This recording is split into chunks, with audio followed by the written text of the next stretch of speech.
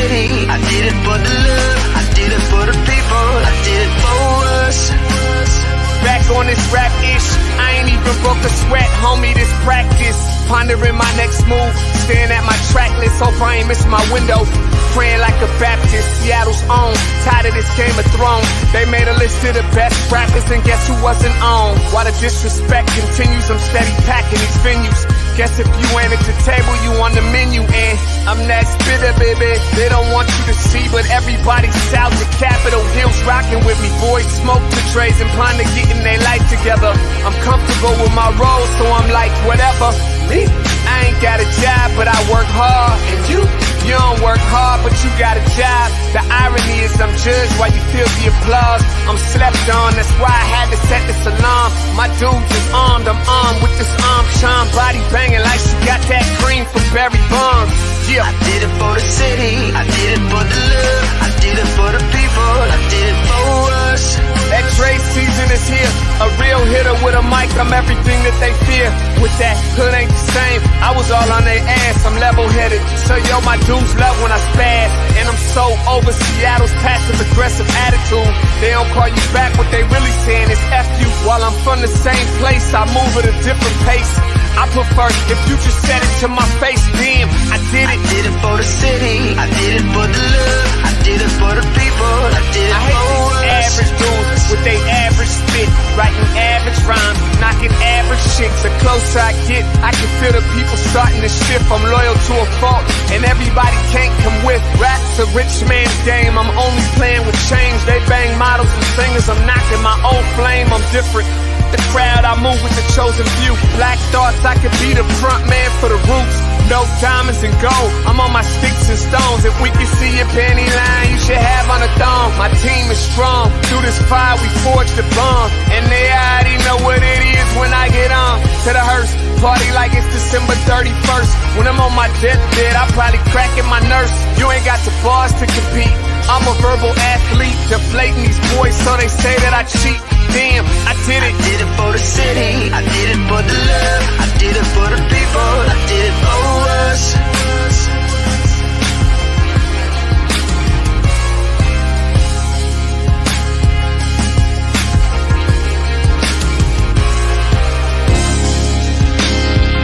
Yeah.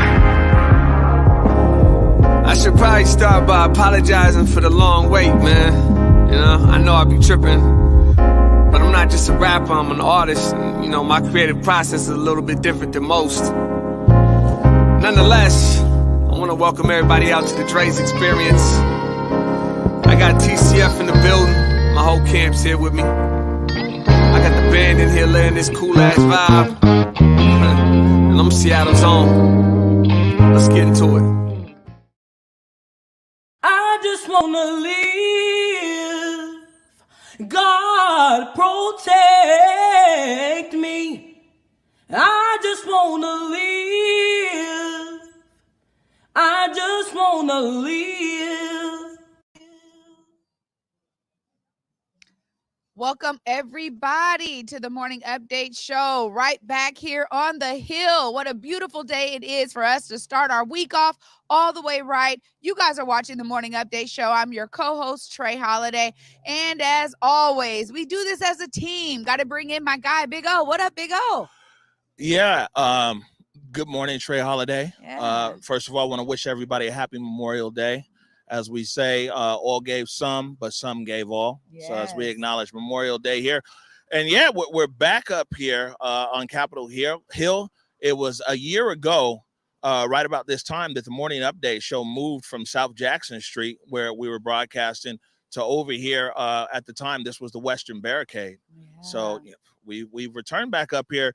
And all this week, since we are here on the Hill, we're taking an opportunity to kind of look at the Seattle protest and where it's at and some of the things that occurred last year, and also, you know, how things are moving forward and where it's at right now.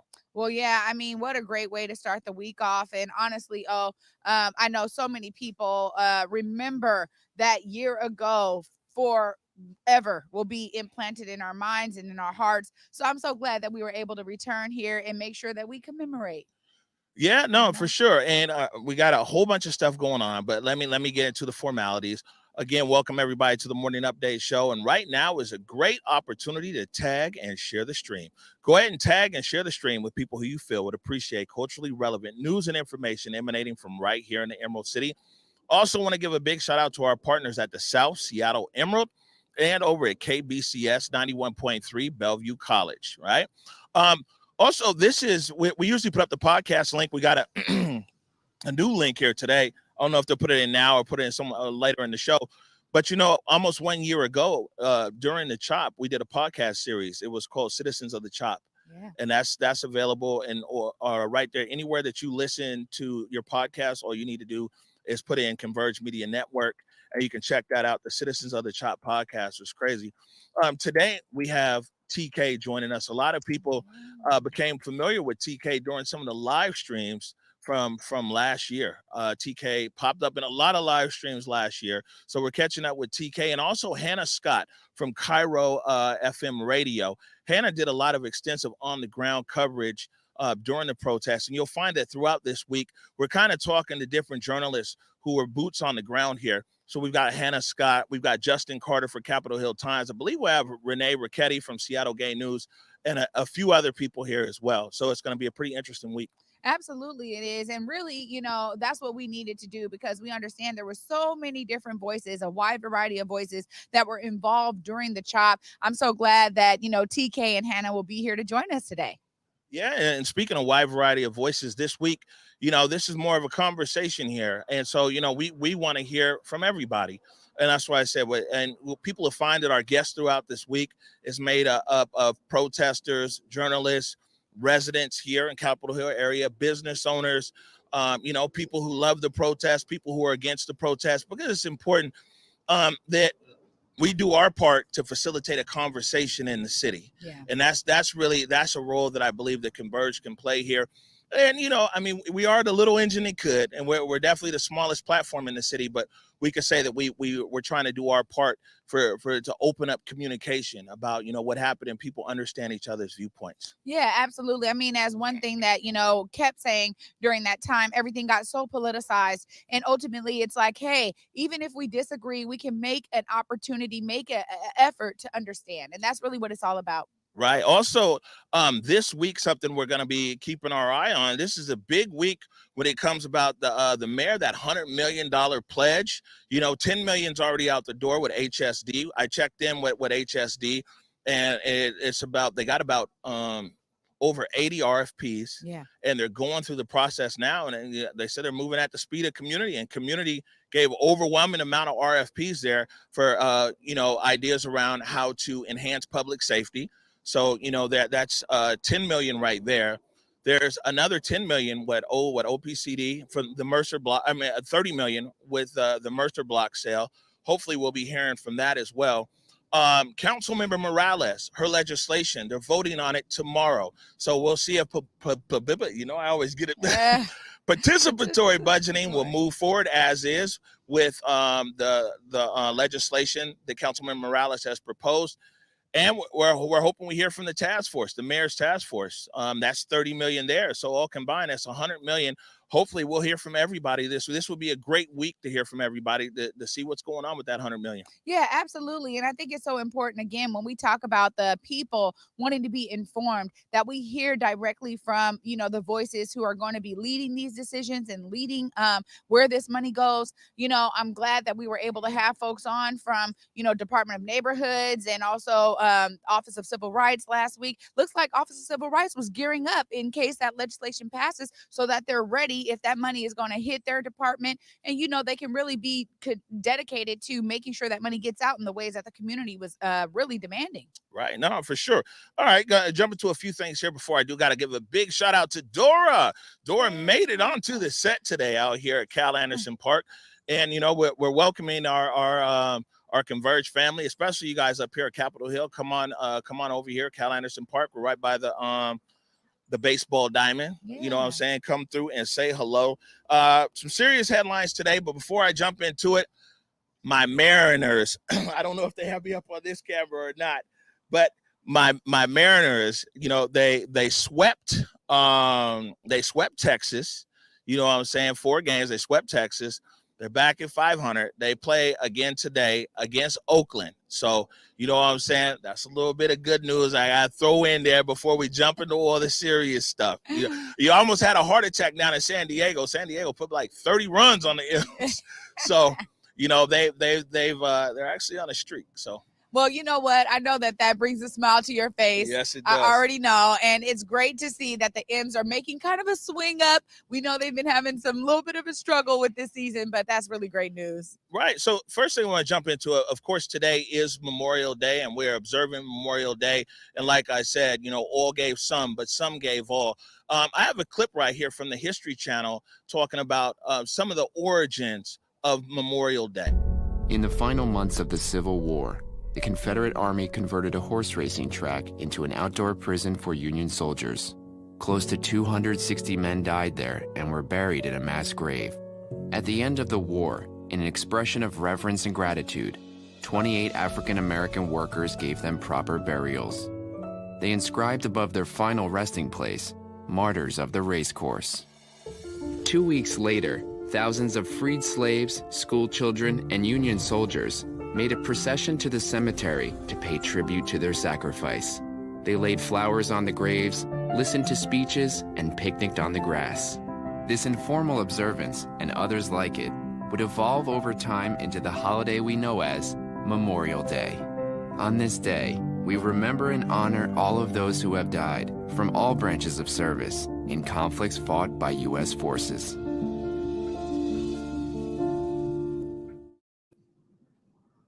So again, remembering and honoring Memorial Day. You know, I'm just so glad that we honestly have that clip in there, because oftentimes people don't know the history and the origins of so many of these holidays that we celebrate. And as we go through and talk about reconciling with America's history, it's important that we stay informed and engaged as we celebrate certain things, that we understand where it started. So I'm glad we had that in there. Oh, yeah. Today is also the 100-year anniversary of the Tulsa Massacre. You know, we've been talking about this Black Wall Street down in Tulsa, Oklahoma. 100 years ago, the Greenwood neighborhood, a thriving, prosperous Black neighborhood in Tulsa, was burned to the ground. Over 1,000 buildings burned down. They said could be close to or over 300 people killed that day.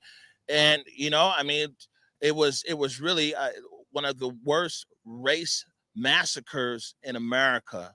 Yeah. Just fueled basically by envy. But we have a clip right here from CBS Weekend News. For decades, a massacre in segregated Tulsa, Oklahoma remained an untold story of one of the most violent and racist incidents in American history.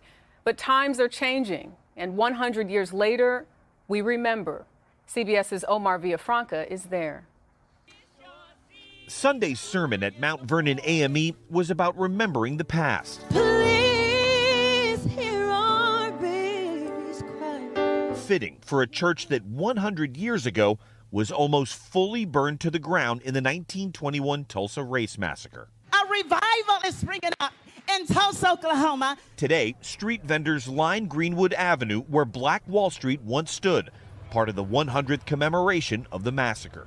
This neighborhood was once a Black economic powerhouse. On May 31st, 1921, a white mob attacked the Black community. Over 1,000 homes, schools, and businesses were looted and burned to the ground. Historians say as many as 300 Black residents were killed. I still see Black men being shot, Black bodies lying in the street. Earlier this month, 3 of the last known survivors of the massacre testified before a House committee. 107-year-old Viola Fletcher was only 6 years old when it happened. I have lived through the massacre every day. Our country may forget this history, but I cannot. Her brother, 100-year-old Hugh Van Ellis. We live with it every day. We aren't just black and white pictures. We are flesh and blood. While the debate on how to commemorate the events and push for reparations continues, Pastor Robert Turner of Mount Vernon AME Church wants people to focus on justice. I hate that incidents happen, that we're still trying to figure out all of what the details are. I want to shed light on what was hidden for so long in our community, and that was the act of racial terror. President Biden will be in Tulsa on Tuesday to pay his respects, the same day the city plans to start digging in an area that could contain a mass grave of victims from the massacre. All right. You know, ever since I was a little kid, I heard about Black Wall Street in Tulsa, Oklahoma, and what occurred there.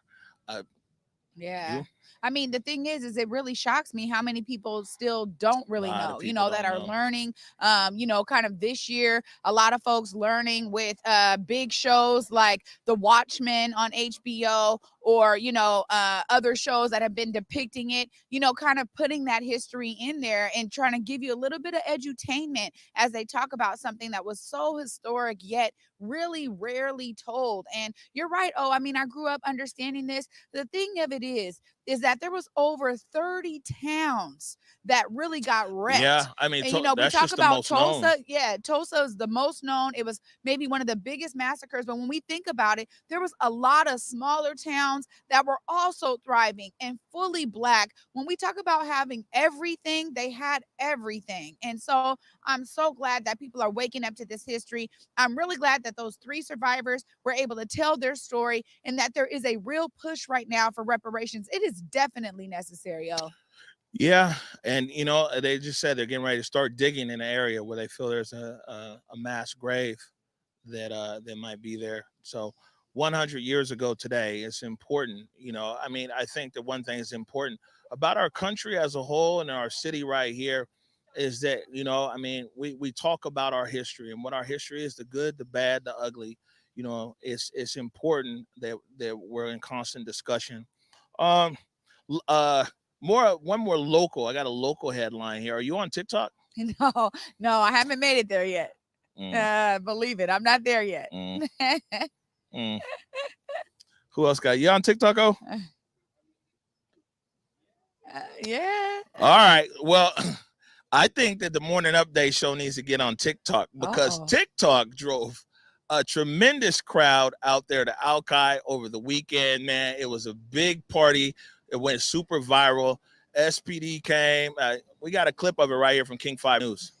King 5 estimates dozens of officers were on scene and 2 people were arrested after multiple fights broke out. Now, according to a tweet by Seattle PD about 30 minutes later, shortly after 10 p.m., Seattle Parks asked that the beach be shut down for safety issues, including fights, fires, and robberies. Now, in that video from Seattle PD, you can hear police on the loudspeaker asking people to clear the park and Alki Trail.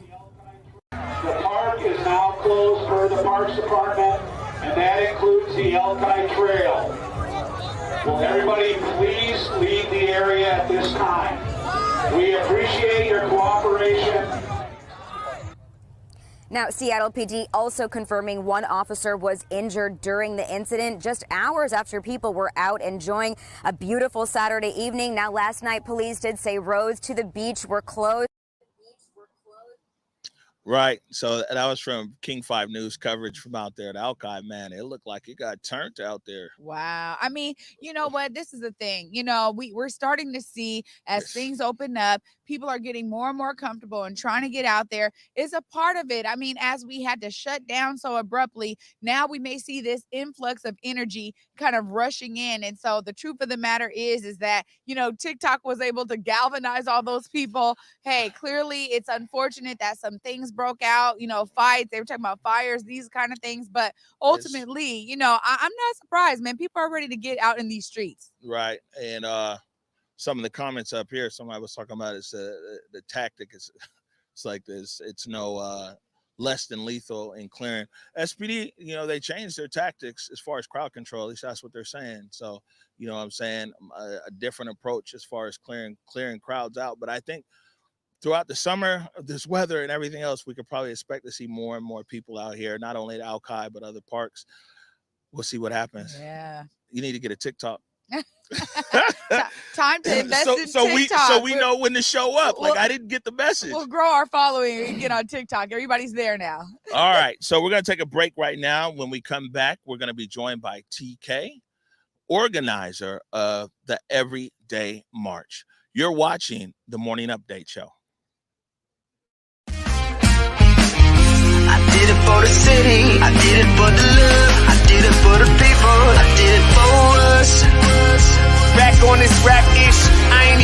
broke a sweat, homie, this practice. Pondering my next move, staring at my track list, hope I ain't miss my window. Praying like a Baptist, Seattle's own. Tired of this Game of Thrones. They made a list of the best rappers, and guess who wasn't on? While the disrespect continues, I'm steady packing these venues.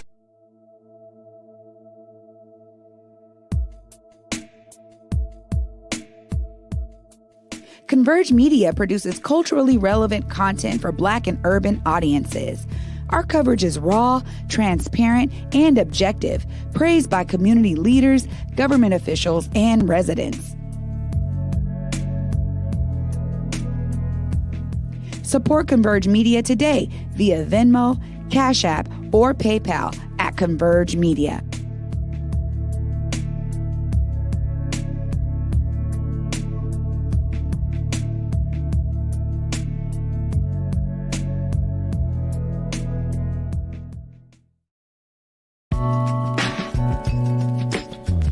Hey, it's Jake from Converge Media and Get the F Outside. I hope that all of you are taking advantage of the ability to be outdoors and enjoy nature as our summer months heat up. One other thing that you can take advantage of here in the King County area are free COVID-19 vaccinations. There's all kinds of options for pop-up clinics, and the vaccine is able to be administered to anyone 12 years and older. And did I mention that it's free? You don't need insurance, and they don't care what your citizenship status is. And that kind of sounds like the way things should be anyhow, but we'll save that for another conversation. Information and resources are available at kingcounty.gov/COVID, or you can call the COVID-19 call center at 206-477-3977. Washington, we are almost out of this, but we got to stay locked in for the home stretch. Let's get vaxxed out so we can max out our time with friends, family, and in the great outdoors.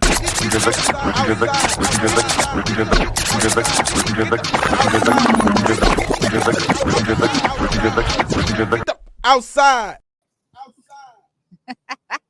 That is such a great track. I'm loving it. Welcome back, everybody, to the Morning Update Show. Co-host Trey Holiday here, and my guy, Big O. Big O. Yeah, happy to bring TK onto the set. What up, TK? What's up, you guys? How you guys doing? Welcome to the Morning Update Show. I'm nervous.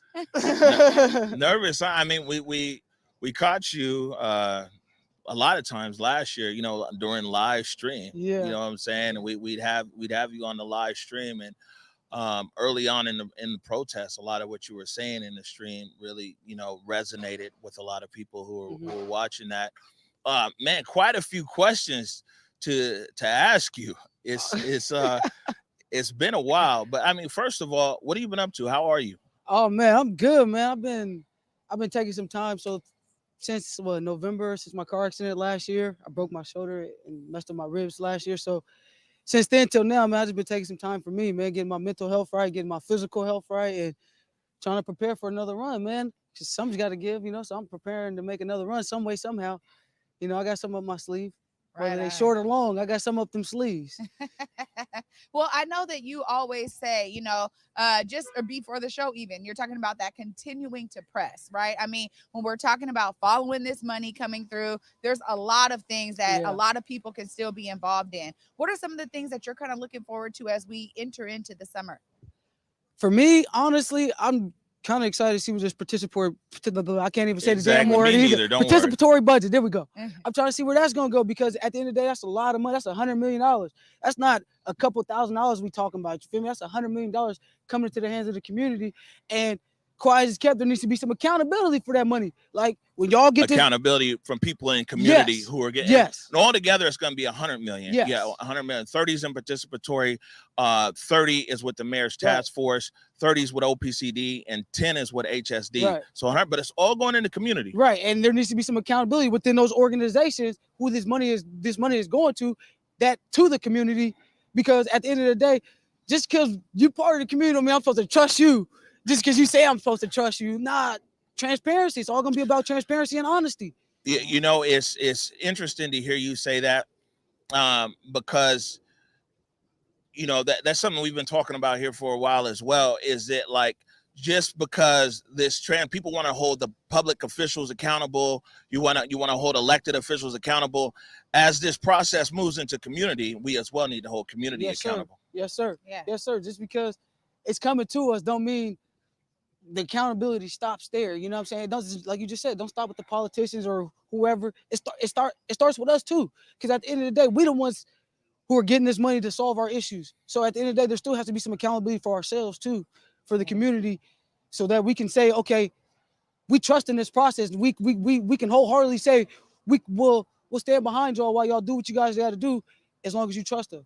As long as we trust y'all. I also think too it's really important that anybody who does get awarded through these RFP processes or whatever the mayor's task force, whoever they're looking at giving money to, that everybody remember that it was really on the backs of so many people that this process even got opened, right? And so you're absolutely right in terms of the accountability. I'm glad that you're mentioning that. You know, we made a decision to try to stay away from as much video as possible. Some of the traumatic video. Yes, sir.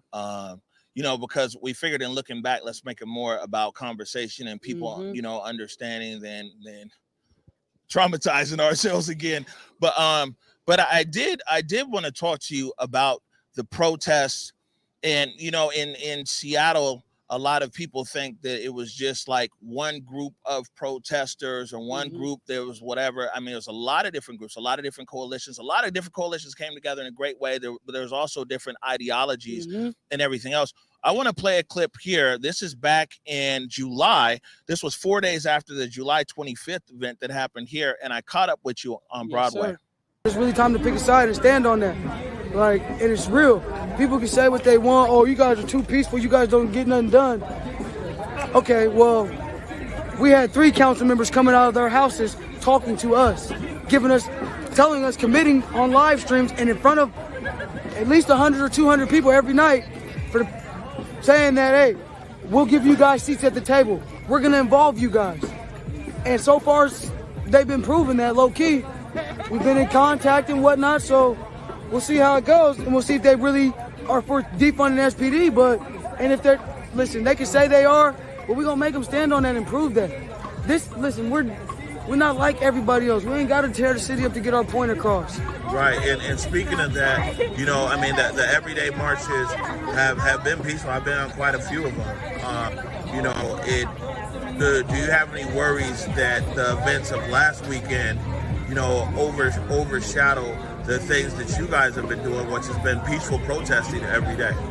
No, I don't think so, because when you separate yourself and you distinguish yourself from other people, you can tell who's really here for Black Lives Matter and who's here just when it's time to mess the city up.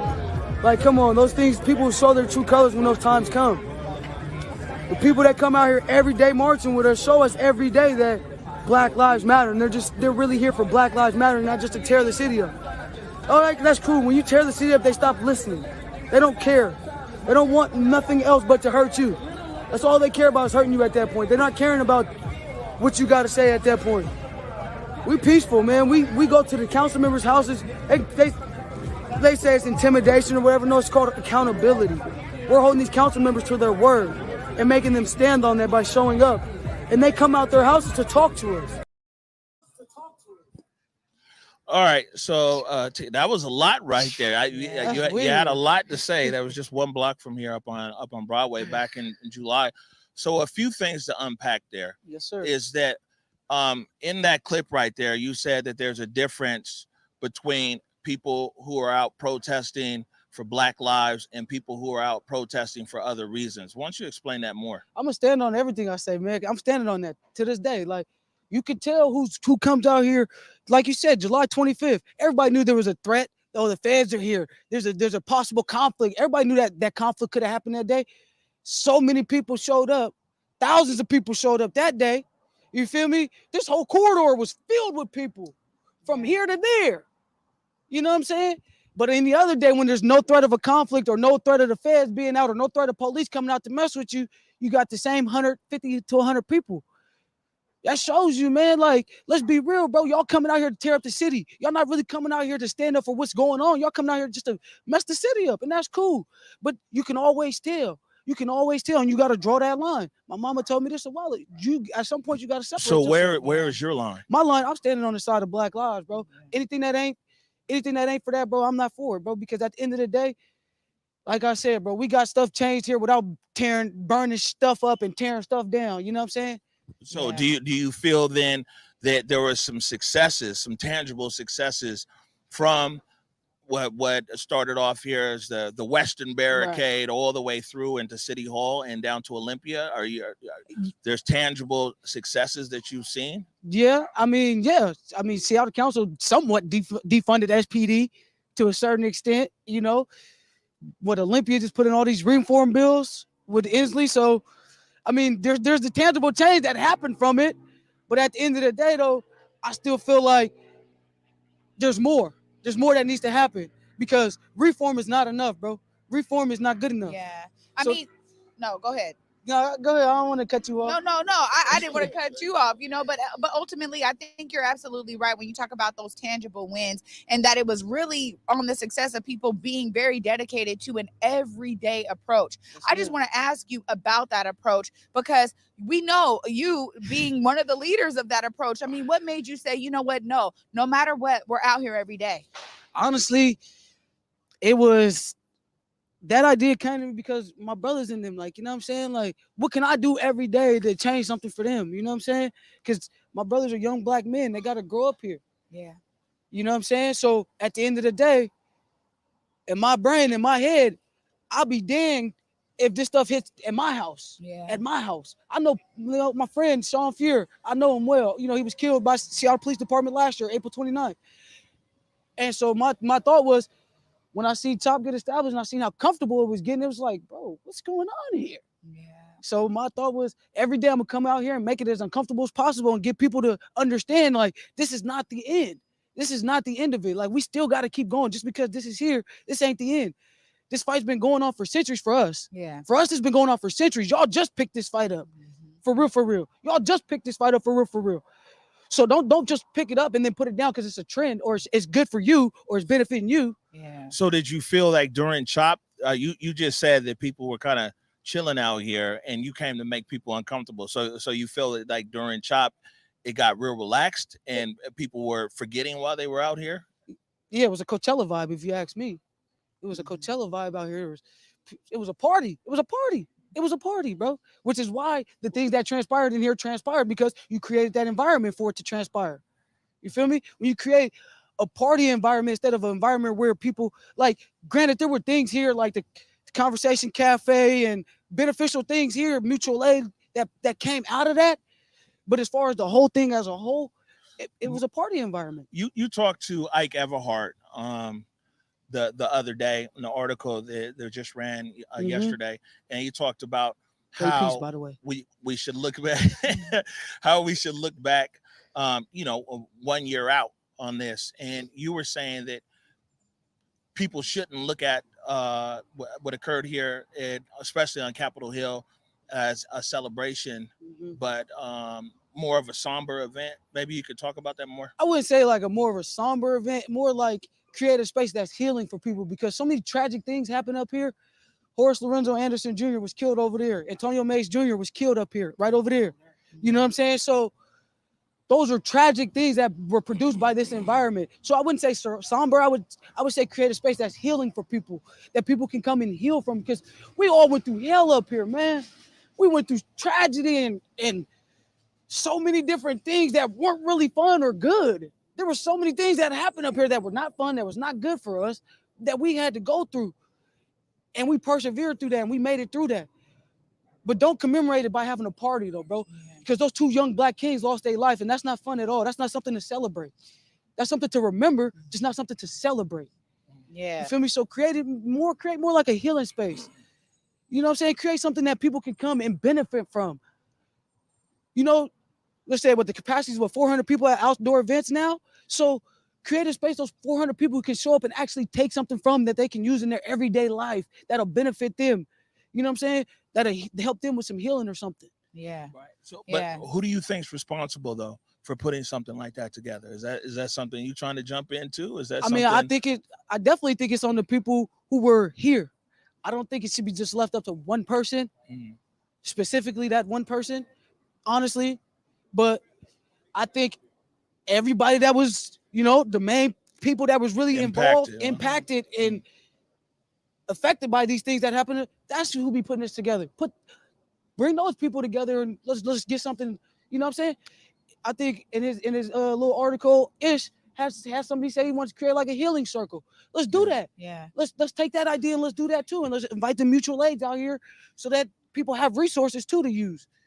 I'm going forward. I love that you're saying that. And I think, you know, even as I was looking at this and how do we really commemorate such a kind of epic time really for Seattle, right? So much of it is about those families. I mean, you mentioned the folks who lost their lives here. You know what I mean? Horace Lorenzo Anderson, you know, Antonio Mays Jr. How about really centering their families on this? Because again, folks are still seeking justice, right? And they're still having to heal from the loss of a loved one. So much of this is about, for me, you know, when we think about even a community approach, it's like centering the families too. So I just love that you're saying that. And I think you're absolutely right. One of the things that should really be involved and be an element of that is people being able to walk away, understanding more about what they can continue to do.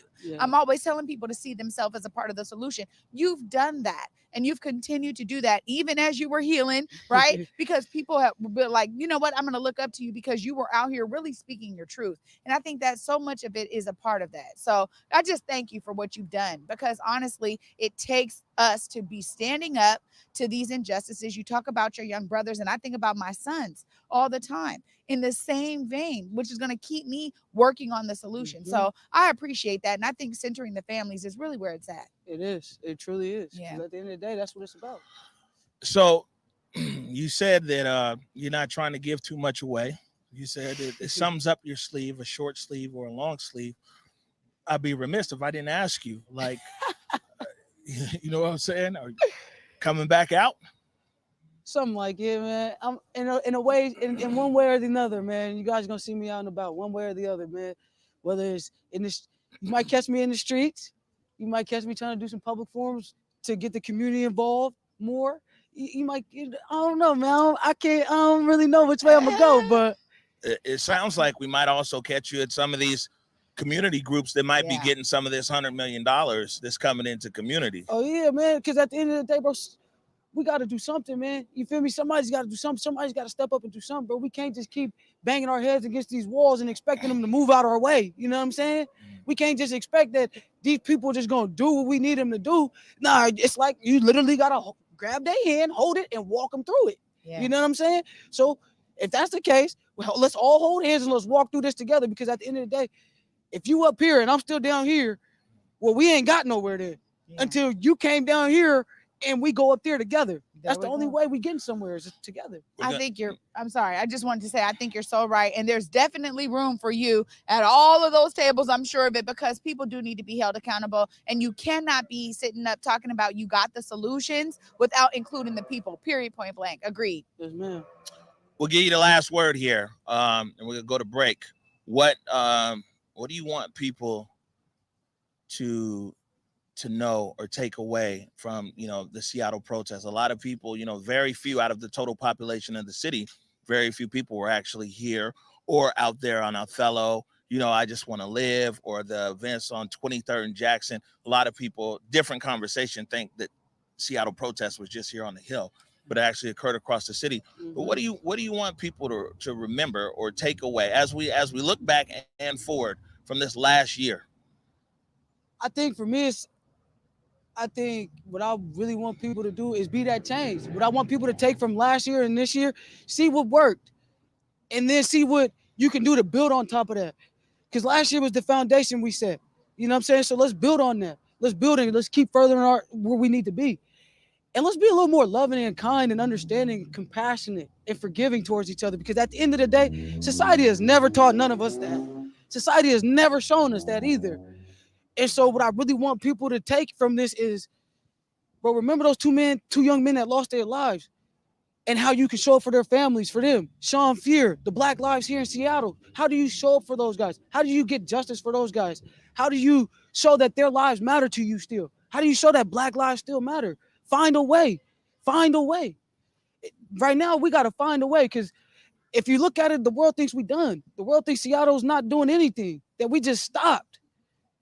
But we haven't, bro. We got the heart here. We got the heart in the city. I've seen it. We got the heart to stand up and say, you know what, we're not taking this crap no more. Let's find that heart again. Let's dig deep and find that energy in that heart again. And let's get back out here and show these people that we ain't done yet. Because at the end of the day, what was last year for? If we just was going to let last year be last year and quit and just let it die out, what was it for? What did we do all that for? What did we go through all that trauma and all that crap for? What did we do it for? What did we do it for?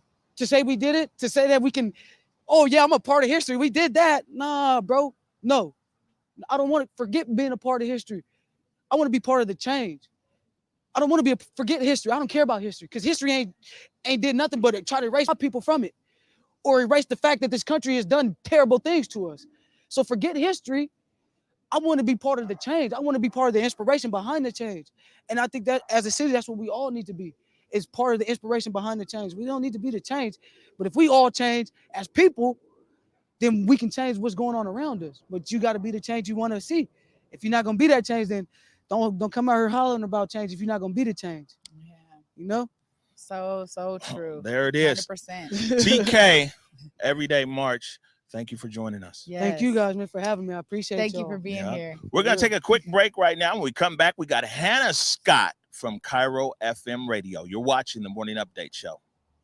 The story of Converge Media did not start at the Seattle protests or at the onset of the COVID-19 pandemic, nor 4 years ago when we very first opened our doors.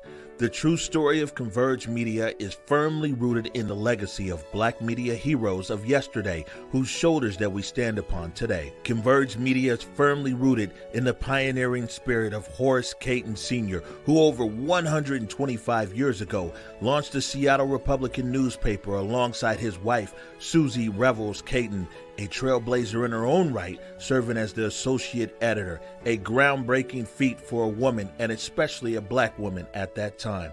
We are rooted in the visionary eye of Al Smith, who documented Black beauty, culture, vibrance, and excellence through his lens. We are rooted in the benevolence of Fitzgerald Beaver, who envisioned the Facts newspaper, the very same newspaper where my father, James Salisbury Jr., was a staff photographer over 4 decades ago. We are rooted in the broad and innovative shoulders of Chris Bennett, who with his Z-Twins radio took the story of Black excellence to the airwaves. We are rooted in the fearlessness of Roberta Bird Barr, who 56 years ago broke ground and shattered stereotypes as she hosted the TV show Face to Face that tackled issues of race and equity head on.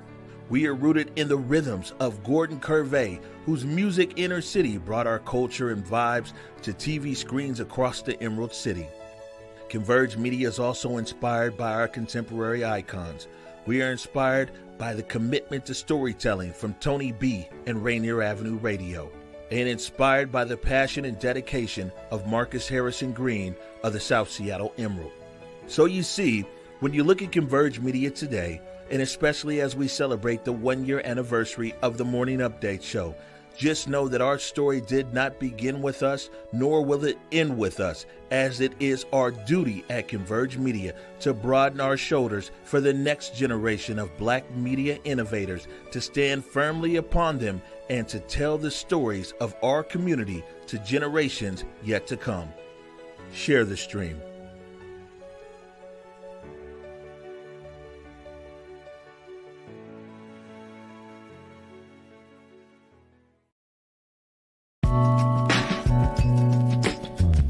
Hey, it's Jake from Converge Media and Get the F Outside. I hope that all of you are taking advantage of the ability to be outdoors and enjoy nature as our summer months heat up. One other thing that you can take advantage of here in the King County area are free COVID-19 vaccinations. There's all kinds of options for pop-up clinics, and the vaccine is able to be administered to anyone 12 years and older. And did I mention that it's free? You don't need insurance, and they don't care what your citizenship status is. And that kind of sounds like the way things should be anyhow, but we'll save that for another conversation. Information and resources are available at kingcounty.gov/COVID, or you can call the COVID-19 call center at 206-477-3977.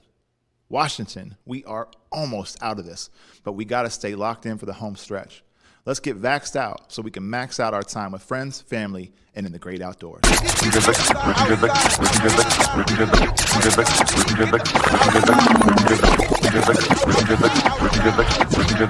Outside.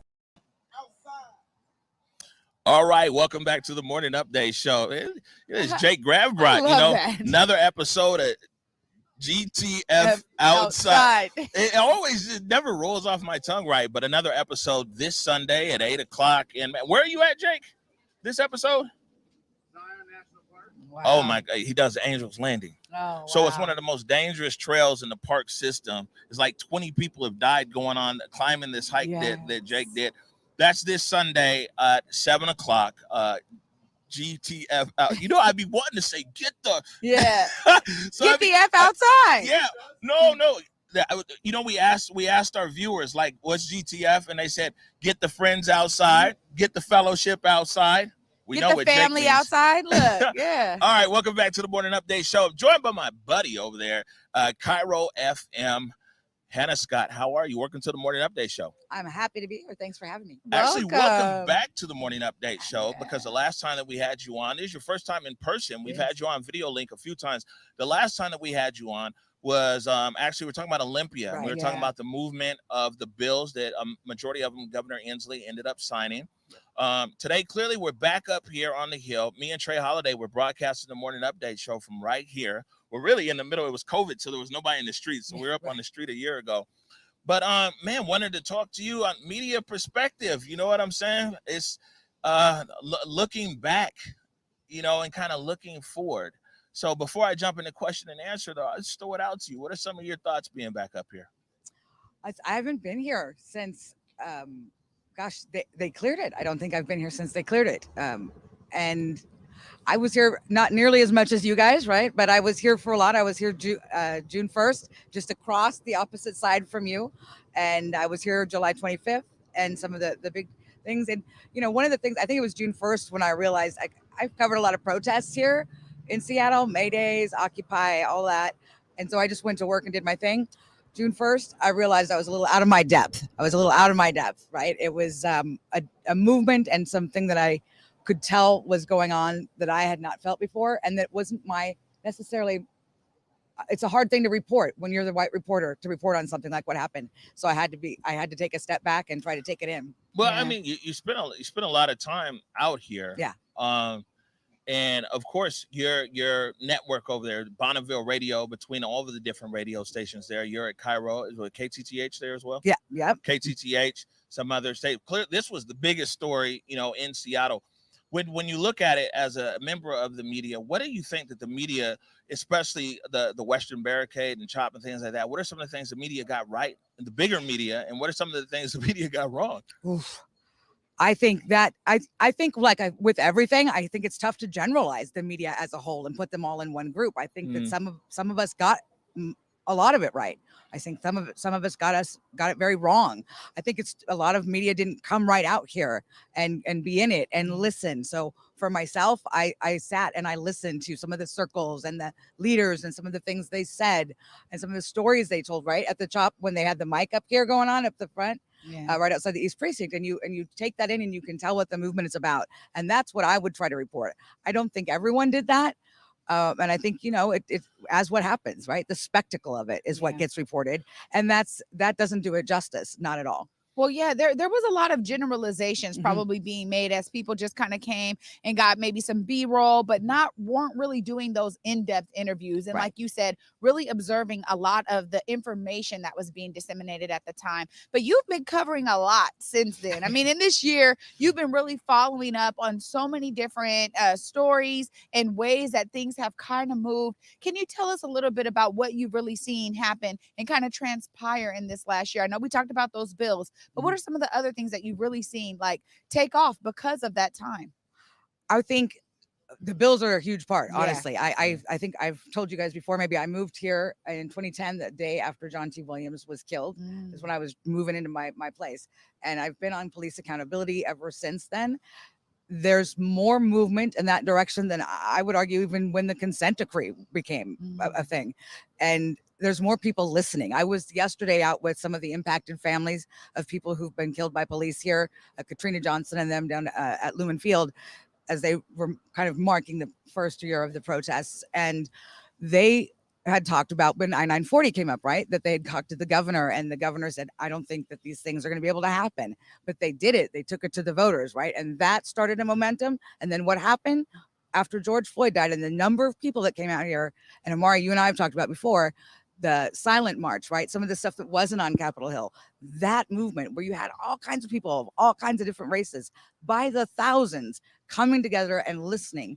That's what I would say is a significant change. Wow. Hanna, you speaking of these bills here as well, you spent a lot of time covering the news down there in the State House, like a lot of time. I would hit you like, yo, what's going on in Olympia? Why don't you take a second here? You spent so much time on it.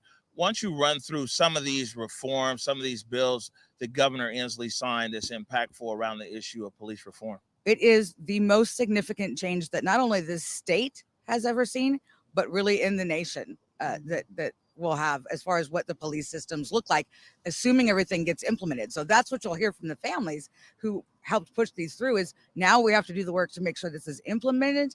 And then also next session, there's more.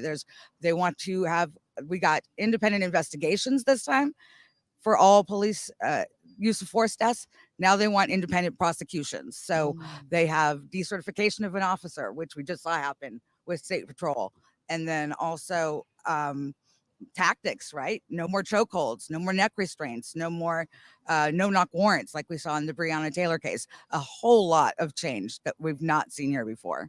Yeah, you know, I mean, this is something that I think we can actually be proud of. As the people pushed, the families came together. It was such a collective effort, right? And you have Representative Jesse Johnson working alongside so many other state reps to get this, you know, forward. How you watched it play out. I want to talk a little bit about that collaboration and what it took to get all of these things through.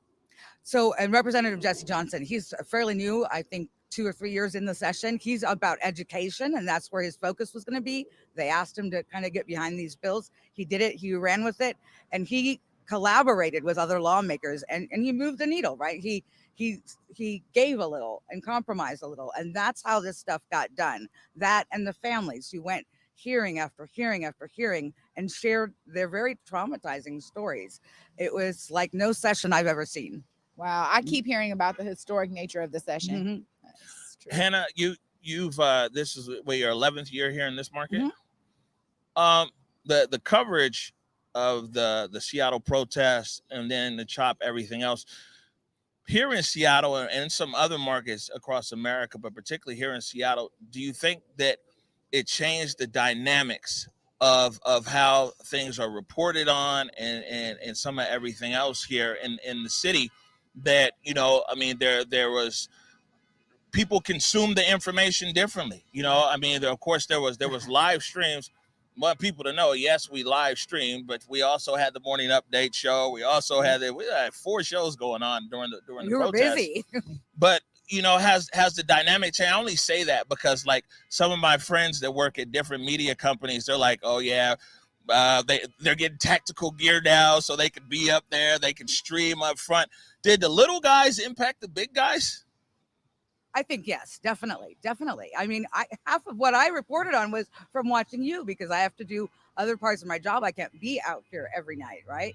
And there was a couple of different people that I would watch, and I would stay up all night and make sure I could see what was happening because my job is to go and not just report a small story, but to discuss what's happening. Yeah. So I have to be able to see it. And yeah, tactical gear. I think they wanted to get me a bulletproof vest at one point, and I said, I'm okay. It's heavy. I don't want to. Yeah. But and I know, you know, there were other TV reporters out here with security and things like that. I never personally did that, but I think most media did. And I think they, to some degree, got shown up a little bit by folks like you and people who really were embedded with the situation. Right. I'm sorry, I have one more question here. There was a trust gap that grew very early on in the Seattle protests when between a lot of protesters and the larger media outlets, because a lot of the times a lot of press and things that were coming out of City Hall, the big media was running with it and little guys were on the ground and we're like, nah, that's not the case. And you know what I'm saying? And it ultimately grew into a situation where it's like a lot of people who are here in that movement this summer, they still don't talk to the big media outlets. No, and it was a very dramatic and very quick change. So I came early on, I think June 1st, I told you I was marching with them all day. People in the march would talk to me and interview with me. Within by the time the city council was out here, I think some of them a few days later, nobody would talk to me. And I think I had taken a picture of someone who was getting milk in their eyes from the tear gas and the pepper spray. And I got called out on Twitter and I learned really quickly, don't do that. It was never that significant of a thing to post pictures of people who were in the protest. In earlier things I'd done at May Day or Occupy, it was a very big deal, and I would oblige if they contacted me. My bad. And then I learned it's not to do it at all, right? So I think that's a big deal. But also, what I want to touch on what you just said about not just taking what City Hall says and running with it, and not just taking what the police put out and running with that. That is a significant change that came out of the last year and the coverage of the Seattle protests. I know there are conversations in our newsroom now that go on because of that you just can't take it at face value just because it's a government saying it. Yeah, you know, I mean, as you're talking about so much of this change, and in our previous segment with TK, you know, TK was saying, like, look, we have to be that change. We have to be part of wanting to be in the change. So as you talk about that, how have you seen kind of climates change outside of your newsroom, maybe with family, friends, colleagues? I mean, because it really is like on all of us, and not just journalists, not just protesters, not just organizers, but every single person. I'm just wondering if you've felt that or seen that in your own life. It's a big lift, you know, and honestly, with my own family, with my dad, with my husband, I have these conversations. My husband was, you know, just, they're just tearing up the city, enough, whatever. Everybody's life is hard, that kind of thing. And I've definitely moved him over to be part of the discussion. And I was on lockdown after the protest, so I don't get out that much. But and with others, and my brothers and my family members, and even my friends who are all, I'll be straight up, all my friends are people who voted for Trump, which I did not know.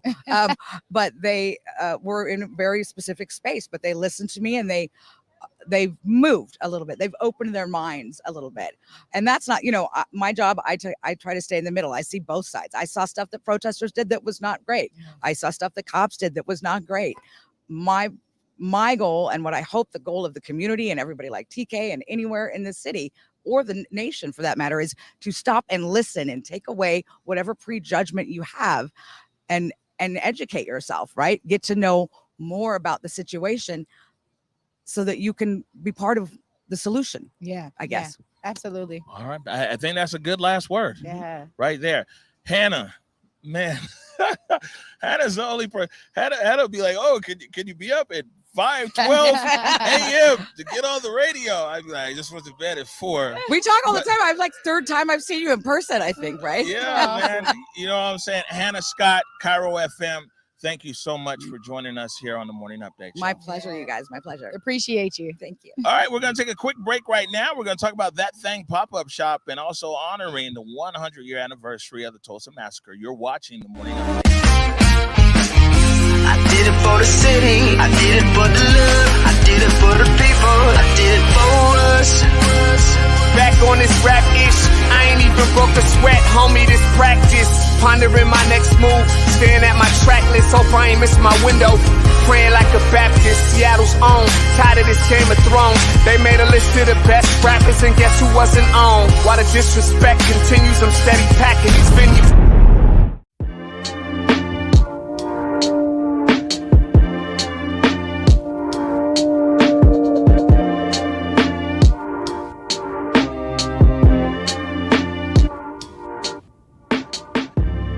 Converge Media produces culturally relevant content for Black and urban audiences.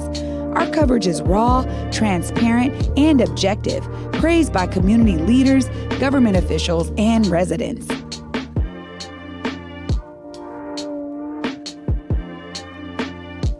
Support Converge Media today via Venmo, Cash App, or PayPal at Converge Media.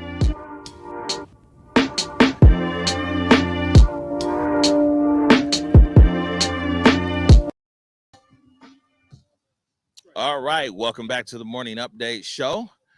Man, it's been a pretty good show today, huh? Yeah, it's a great show. First day back on the hill. I'm loving it. Yeah, and you know, I mean, we kind of want to hear from as many different opinions as possible. And like I said, throughout the week.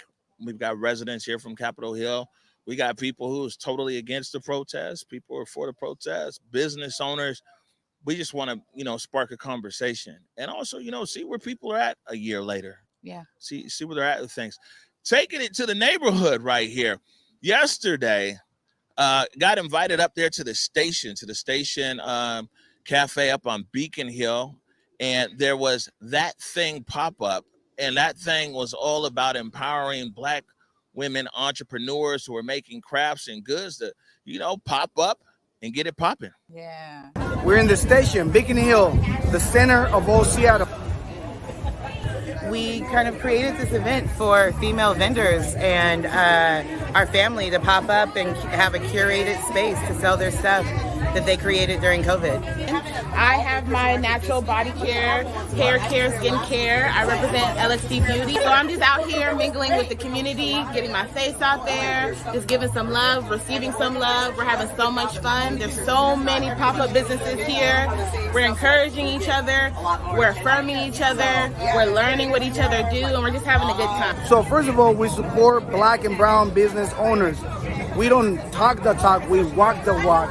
Right now we have vendors, Black and brown vendors of all kinds. They're all right here. Mostly women. You must support Black women, and we're doing it right now. So I'm out here with my candles. My company's name is Black Sunflower. I started April 10th in the middle of the pandemic, and it has gone amazing. So one of my favorite candles that I have Smells Like Him. I combined two different waxes to create a candle that would give me the experience I was looking for. So I wanted something that burned for a long time, but also didn't overpower a room. And so that's why we have my candle. Well, I think in Seattle, it's really important to have these kind of events for Black women entrepreneurs because there's so few of us, and there's so few of us that make our own crafts. And so having all of us in one space gets a chance for multiple audiences to see what we're all doing. And bubbles. I love that. And bubbles. Lots of my sisters out there yesterday, man. Shout out to you all.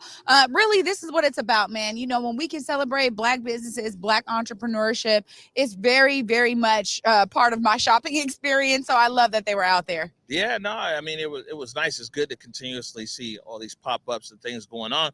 Speaking of things going on, it's a big deal today on South Jackson Street, right? Oh my goodness, is it ever a big deal? I mean, when we think about some of the major events that happen right here in the city, a lot of Black folks have been going to the Black Festival is what it was called before. Then it became Emoja Fest. It's really the largest Black-led festival in the Pacific Northwest, so we can celebrate that. And at the height of Emoja Fest, we had 126 vendors. That was in 2019 before the pandemic. And this today, I mean, it's going to be historic because we have probably almost 200 or over 200 vendors that are going to be flooding Jackson Street right now. You guys, they're starting to set up their booths. It's happening today from 1 to 7. And I just want to give you guys a couple of the demands that are coming from a lot of these organizers. The call to community is, for you guys to support Black businesses on a regular basis. The more we circulate our dollars, the more we're actually celebrating what was created during the Black Wall Street movement through all the Black towns was the circulation of the Black dollar. Also, for Black entrepreneurs, commit to growing your businesses through education and continuous professional development. The more educated you are and the more you have that professional development under your belt, the better you are to serve the community. And also, you guys can go to KingCountyEquityNow.com to support the call for the government representatives to invest at least this $300 million directly into the Black community. And as TK said earlier, it's on all of us to make sure that those who do get funding are held accountable. Lastly, here's the demands, you guys. This is really serious here. Vulcan and Amazon divest from predatory development and support Black ownership at 23rd and Jackson. It's been a call for a very long time. We can do this together. And really, again, Washington can be leading the nation when it comes to the collaboration that happens through corporate and community. It is possible, and we can start making these innovative moves right now when we make the right choices to really find the ways to be a part of the community. Those are the people that you're serving. Also, King County and City of Seattle invest that $300 million directly in the Black community. I understand with I-200, there is some language that we have to change, some barriers we have to work through, but let's find ways to really ensure that the people that have been most impacted by COVID are the ones receiving that funding. And lastly, local government, corporate sector, and philanthropy. Invest $1 billion to seed the Build Africa Town Black Community Development Fund. This is what's going to allow Black community members, Black community organizations, leaders to really have the money that they need to make sure their businesses and organizations are getting the capacity dollars that's required to grow the solutions that they've created on the ground. So we can actually build the institutions that actually we're here to celebrate today right on Jackson Street. When we talk about the 100th year anniversary of Black Wall Street, we need our institutions back, and that's a way that we can get it done. So lots of great stuff happening up there. Oh, lots of Black vendors. Come on down. You guys can celebrate and buy from all of these amazing vendors. And also at 5 o'clock, we're going to be doing an electric slide. Oh, you know what I mean? You might want to get out there and get your dance moves on, brother, because we're about to be out there dancing together as a full community. After standing up the whole day doing this show, we'll see if I make it there. But and that's 23rd in Jackson, starting at 1 p.m. Yep, starting at 1 p.m., going until about 7. So you guys got plenty of time to come and enjoy this celebration of Black resilience that Black Wall Street really represents for us today as we learn about that history. All right. Man, we're overtime. We actually did pretty good considering everything out here. But before we get out of here, though, first of all, up next, so tomorrow we're joined by Dan Gregory. You might remember Big Dan. Big Dan was actually shot right there in the shoulder during Seattle protests. A car drove right into the protesters. He tried to stop him, was shot in the shoulder. So Dan will be here. Justin Carter from Capitol Hill, Seattle blog. We have Katie from the Morning March. Yeah. And then we also have Stephanie Johnson-Tolliver from Black Heritage Society of Washington State, representing the Elevate program. And we've been talking about Elevate. We're part of STG Presents. So real, man, it's a heavy lineup for tomorrow. Looking forward to that. I'll give a few shout outs and I'll hand it over to you. Want to definitely say thank you to Dora. Hey, Dora. Yeah, we're gonna put your picture up tomorrow on the show, and to our production staff here. I mean, we've got 6-7 different people out here. Big D, Ike Everhart, Omi's back in town. Jake Gravbrot, Lakeith Aspie, Olia D'Alessandro. She directs everywhere in the studio and under the tent. Curtis Delgado. Appreciate you guys. Also, our guest out here today, TK and Hannah Scott from Cairo FM. Any last words before we get out of here? You know what, you guys, my last words stay pretty consistent. And as we talk to TK and talk to Hannah, so much of it is about you guys seeing yourself as a part of the solution. The more you do that, the more we're able to elevate these amazing solutions and change the trajectory of our country, starting with our city and our county. You guys got the power. You guys see yourself as part of the solution. Yeah. On that note, again, you know, our Converge fam, Capitol Hill fam, will be here the whole week. Come join us out here at Cal Anderson Park. We definitely want to meet you in person. You know what I'm saying? And also, we want people to sound off. We have public comment out here tomorrow. So, you know what I'm saying? We'll have an open mic. You guys come over here and let us know what you think. And again, we want to be able to spark conversations, especially for people who have different viewpoints. Yeah. Like I said, let's talk to people, protesters. Let's talk to people who are against the protests. Let's talk to business owners. Let's talk to residents. We'll talk to politicians, but man, we spent a lot of spent too much time talking with them.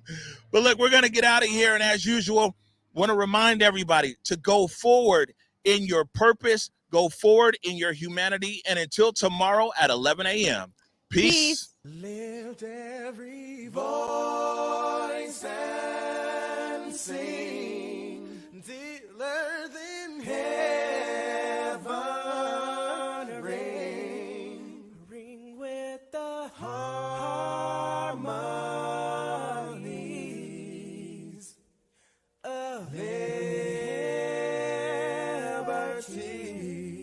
Let our rejoicing rise. As the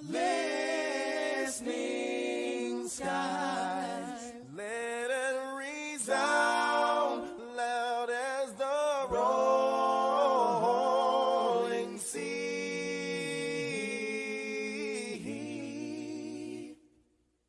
Sing a song full of the faith that the dark past has taught us. Sing a song full of the hope that the present has brought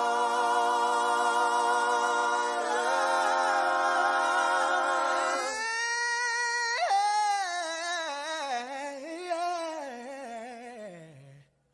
Facing the rising sun.